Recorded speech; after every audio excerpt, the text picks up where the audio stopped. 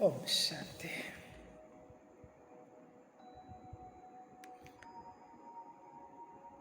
आज हम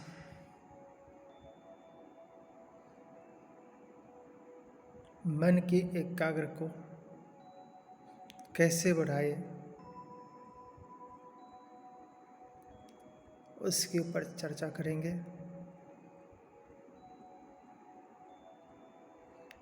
जहाँ तक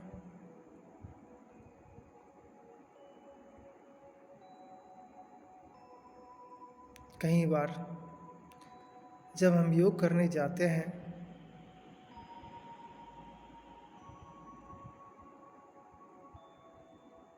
तो हमारी दिन की दिनचर्या और रात की अमृत वेला ये दोनों कंबाइंड हमको साथ देता है।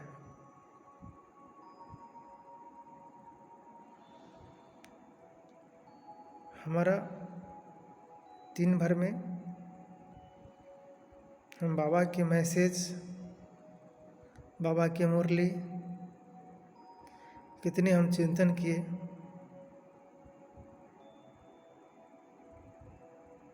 फिर हम योग करने जाते हैं तो वो हमको बहुत मदद करता है। जैसे कई बार क्या होता है कि कमेंट्री से हम योग करते हैं, फिर भी क्या होता है, मन थोड़ा देर लगता है, भाग जाता है। कहीं सेवाएं, कहीं अपनी लौकिक धंधा, बाल बच्चे, परिवार। अब जो समर्पित है उन्हों को बाबा के सेवाएं याद आ जाता है। योग में योग खंडित हो जाता है। कई बार शारीरिक कारण से भी योग नहीं लगता है। शरीर के दर्द, शरीर के समस्याएं के कारण से योग नहीं लगता है, क्योंकि हम अपने मन को, बुद्धि को सही रूप से चलाना नहीं जानते हैं। जैसे बाबा के कमरा में गए और सीधे फोटो के पास में बैठ जाते हैं या बिंदु को ऐसे देखते हैं।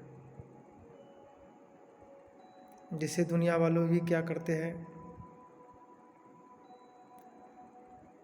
खास करके कि मन को शांति के लिए एक बिंदु लिखते हैं और सबको बोलते अटेंशन प्लीज, इस बिंदु पर देखिए। एक सबसे पहले वो वृत्त बनाते हैं। वृत्त बनाते बनाते बनाते बनाते बनाते एक लास्ट में जाकर पॉइंट कर देते हैं बिंदु। सबसे पहले एक वृत्त बनाते हैं ऐसे गोल, फिर छोटा सा गोल जैसे वो चक्रव्यूह जैसे बनाते बनाते बनाते बनाते और लास्ट में जाके एक बिंदु डाल देते हैं और उसके ऊपर बोल देते हैं कि इसको आप ध्यान केंद्रित करें। तो कहीं को क्षणिक के लिए, थोड़ा देर के लिए शांति का फीलिंग होता है, मन एकाग्र हो जाता है। उसके कई पैसे कमाते हैं। लेकिन वर्तमान समय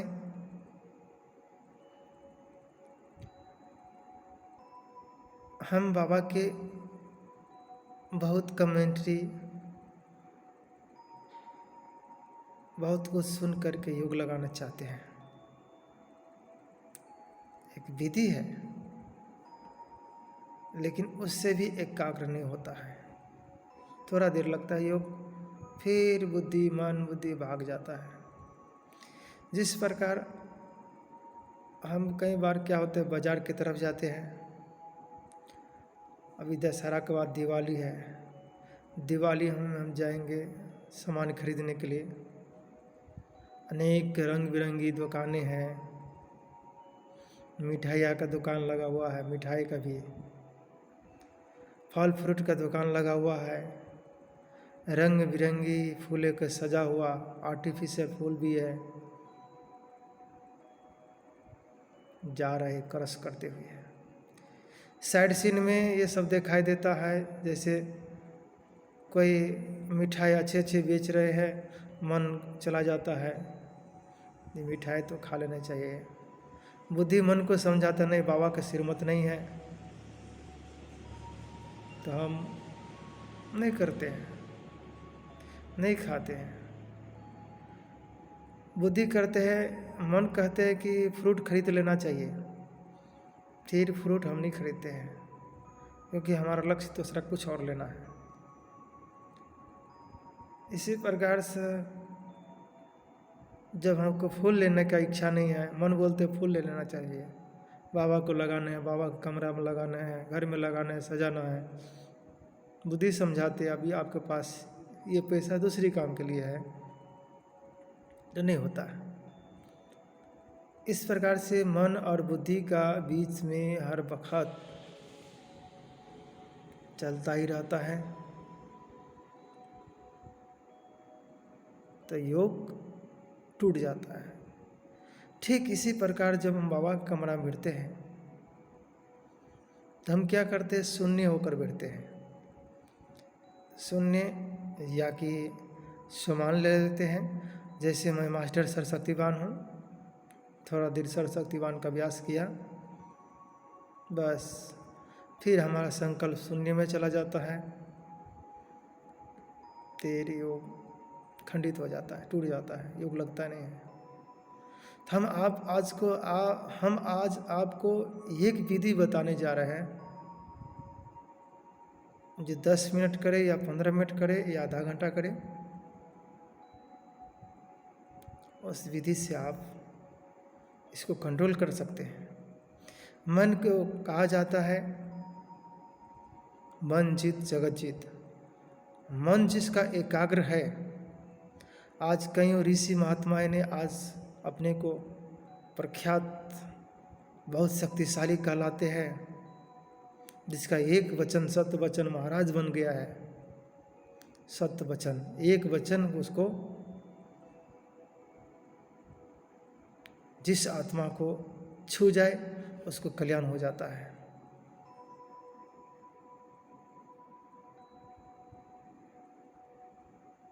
तो वो सत्य वचन बनाने के लिए बाबा के बच्चे को भी वर्तमान समय में इस चीज़ का अभ्यास करना है।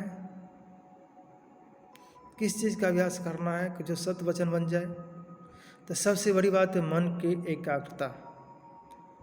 मन जब तक हमारा एकाग्र नहीं होगा, समर्थ संकल्प नहीं चलाएगा, तो उस वाणी उस संकल्प में पावर नहीं भरता है, जिस कारण से हम आज तक कहीं सिद्धियाँ नहीं प्राप्त कर पाए हैं। नहीं तो भगवान के बच्चे जो बोले और जो करे न हो, ये कैसे हो सकता है? ढीला होने के कारण से आज ऐसा हो रहा है।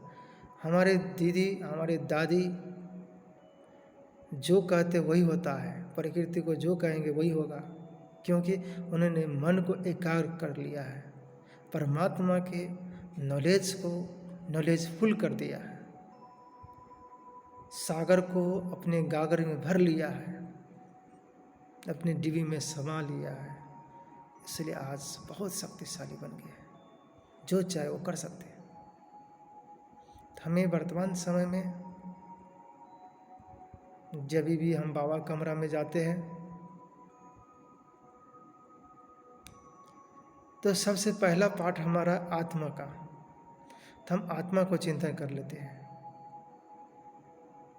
आज बाबा ने बोला था, बाप को और चक्र को याद करने से चक्रवर्ती राजा बनेंगे। तो बाप को हम याद करेंगे तो परम धाम में पहुंच जाइए। और मन से संकल्प करें, मन से आंसर क्वेश्चन मेथड इसमें लागू करना है।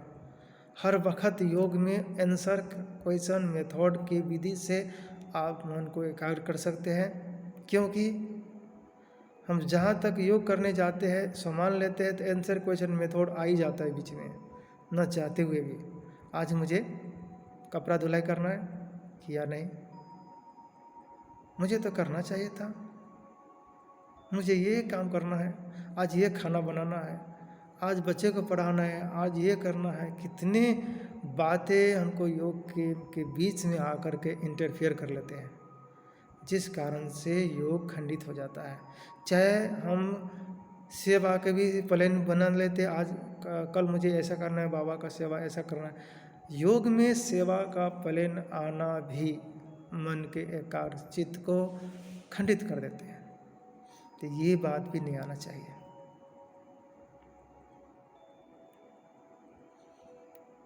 तो उस मन के संकल्प में पावर तब आएगा जब हम बाबा के मुरली, बाबा के ज्ञान, आंसर क्वेश्चन मेथड से, जैसे आज बाबा ने बोला कि मुरली में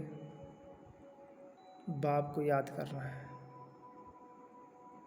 तो बाप कैसा है, मन से प्रश्न पूछिए अपने आप को चिंतन करते हुए। बाप ज्योति बिंदु है, बहुत छोटा सा ज्योति बिंदु। मैं आत्मा भी ज्योति बिंदु हूँ, बाबा के पास हूँ। बाबा में कौन सा गुण है?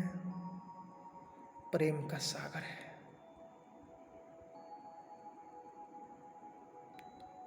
अब महसूस करिए परम धाम की स्थिति को। बाबा में क्या कौन सा गुण और है? सर्वशक्तिवान है।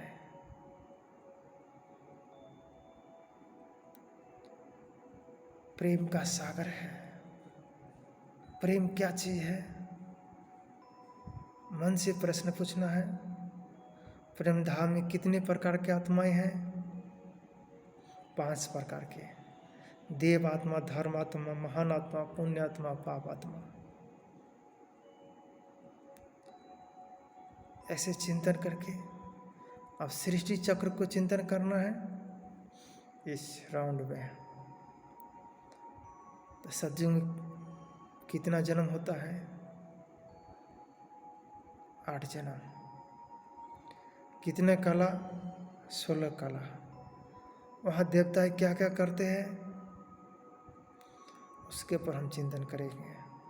पुष्पक विमान होता है, झुंड पंछियों की तरह लाइन में लगे हुए रहते हैं, राजा महाराजा के आगे छोटे बच्चे चलाते हैं। इसको चिंतन करते हुए फिर त्रेता युग में कितने कला होता है? 14 कला, 12 जन्म। ऐसे चिंतन करना है। वहाँ भी सुख शांति रहते हैं, लेकिन सतयुग की तुलना में कम रहता है। इस प्रकार से फिर हम द्वापर को चिंतन करेंगे, फिर कलयुग करेंगे, फिर संगम, फिर फरिश्ता, फिर देवता। इस प्रकार से हम 84 के चक्र को चिंतन करके, जैसे चिंतन करेंगे तो उस चिंतन में क्वेश्चन जरूर आना चाहिए, क्वेश्चन उठना चाहिए।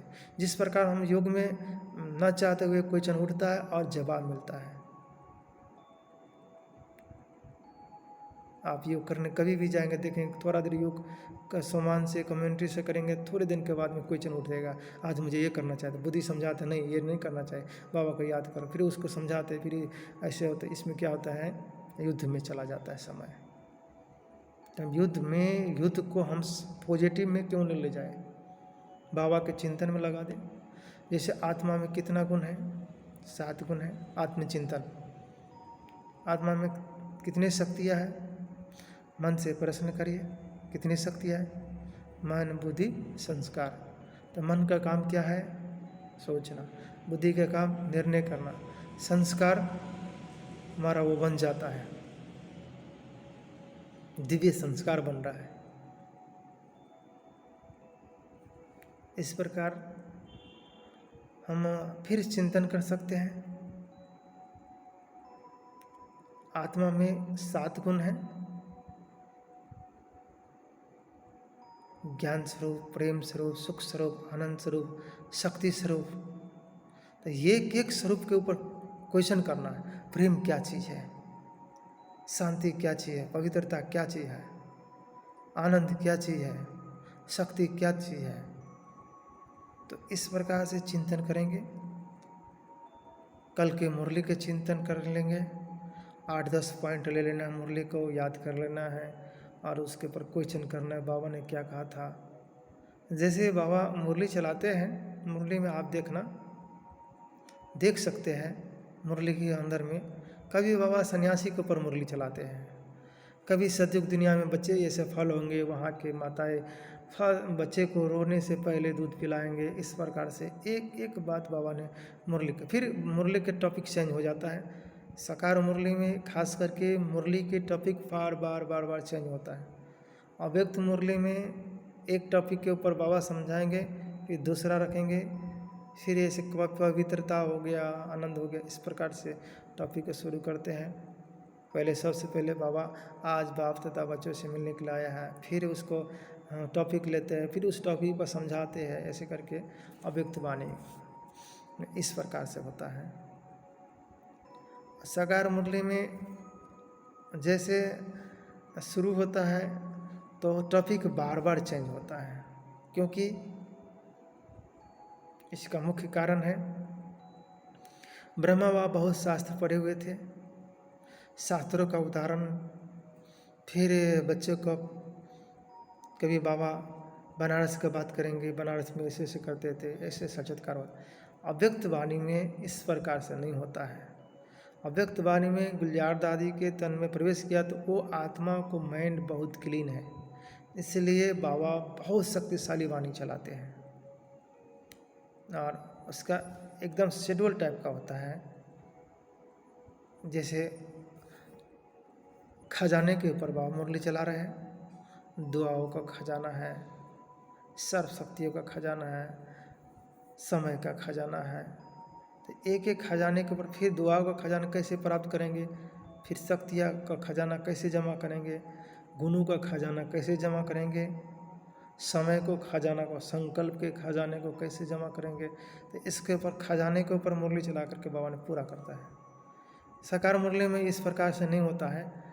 कभी बाबा साक्षात्कार बनारस में हुए, कभी बाबा आपको याद करेंगे कलकत्ता को, बड़ के वृक्ष को याद करते हैं, ब्रेन ट्री को। कभी बाबा नेपाल के बूढ़ा नीलकंठ की जगह है जहाँ पर विष्णु को दिखाते क्षीर सागर में सोए हुए, तो उसको दिखाते हैं। कभी भक्ति के बाबा भक्ति मार्ग में नारायण को पूजा करते थे, लक्ष्मी को दासीपना से मुक्त किया, इस प्रकार से चिंतन। कभी मीरा को बात करेंगे, क्योंकि मुरली के अंदर में, साकार मुरली के अंदर में बाबा ने जितने भी शास्त्र पढ़े थे वो भी बीच बीच में बाबा उदाहरण दे करके समझाते हैं। इसलिए साकार मुरली में हमें जब भी पढ़ते हैं सुनते हैं तो एक बात को अटेंशन देना है साकार मुरली में खास करके, कि इस एक एक टॉपिक चेंज हो रहा है, तो हमें टॉपिक को चेंज हो रहा है तो हमारा ब्रेन के अंदर भी चेंजिंग होना चाहिए, तभी हम इस बात को समझ सकते हैं, समझ सकते हैं, मन को एकाग्र कर सकते हैं। क्वेश्चन करना है, आज मीरा के विषय में बाबा ने क्या कहा था, साक्षात्कार के विषय में बाबा ने क्या कहा था। इस प्रकार याद के ऊपर बाबा मुरली चलाते हैं, पवित्रता के ऊपर चलाते हैं, ज्ञान के ऊपर चलाते हैं, शक्ति के ऊपर। आज बाबा जितना बोले कि याद के चार्ट रखने का, याद के चार्ट के ऊपर चलाते हैं मुरली।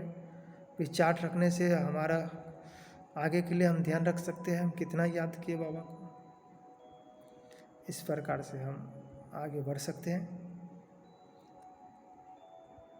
तो मन को एकाग्र करने के लिए सही मन और बुद्धि एक ही नहीं, मन और बुद्धि को सही मार्ग पर ले जाना,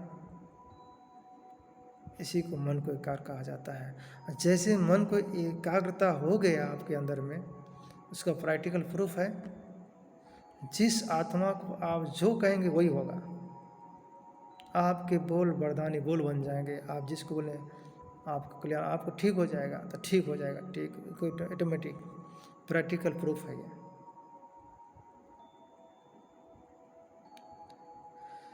इस प्रकार और हमारे